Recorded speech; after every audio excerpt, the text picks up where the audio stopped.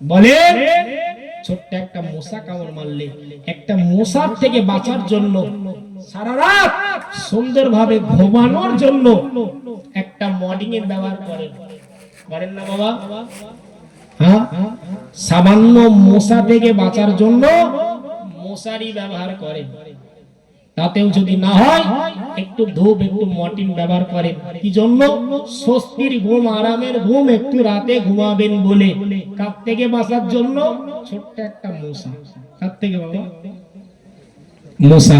আর আপনি কবরের ভিতরে যাবেন, জি আপনার কবরটা আমার কবরটা যদি সাপ বিছু আর পোকামাকড়ের ঘর হয়, সেই কবরের ভিতরে মর্টিনও থাকবে না আর লাইটও থাকবে না, ডানে মাটি সামনে মাটি সব দিকে মাটি। সেই কবরের ভিতরে আপনার বাপ নাই, মা নাই, কেউ নাই, আপনি একা একই থাকবো। সেই কবরের ভিতরে কি অবস্থা হবে বাবা? ভাবছো না? বড়রা বলে যে কচি এ পথে যাস না। বাচ্চা যখন সেই পথ সেই রূপ ধরে একটা পর্যায়ে বিপদ আসে। যদি কোরআন হাদিস যদি মিথ্যা হয়, নবীর কথাগুলো যদি মিথ্যা হয়, সেই নবী আদম থেকে নিয়ে নবী ঈসা রুহুল্লাহ পর্যন্ত, আমাদের শেষ নবী হযরত মুহাম্মদ সাল্লাল্লাহু আলাইহি পর্যন্ত এত নবী রাসূল পয়গম্বর সব কি মিথ্যা? নিশ্চিত কবর সত্য, হাসর সত্য, মিজান সত্য। আপনি প্রস্তুতি কি নিচ্ছেন? আল্লাহ নবী জানান, ও গামান সাহাবারা, কবরের জবান আল্লাহ খুলে দেবে।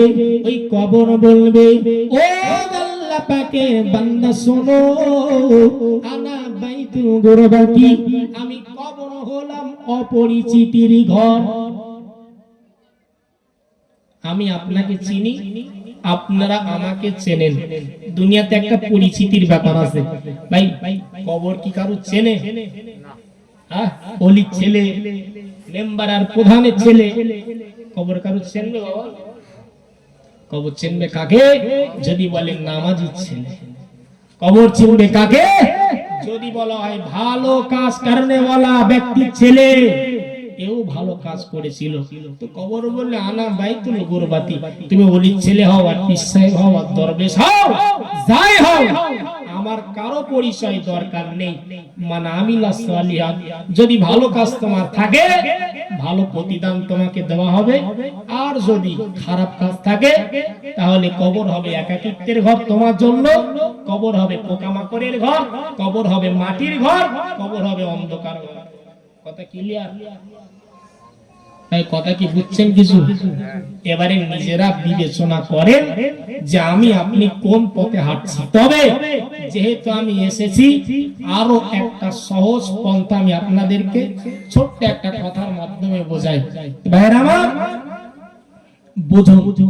এখন মনে করে আপনাদের ভিতর থেকে একজনের নাম বলেন তো একটু শুনি।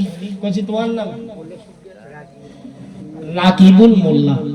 মনে করেন যে মুদিখানার দোকান আছে। কি আছে বাবা? ভাই শুনছেন তো সবাই? ঘুমাচ্ছেন না তো?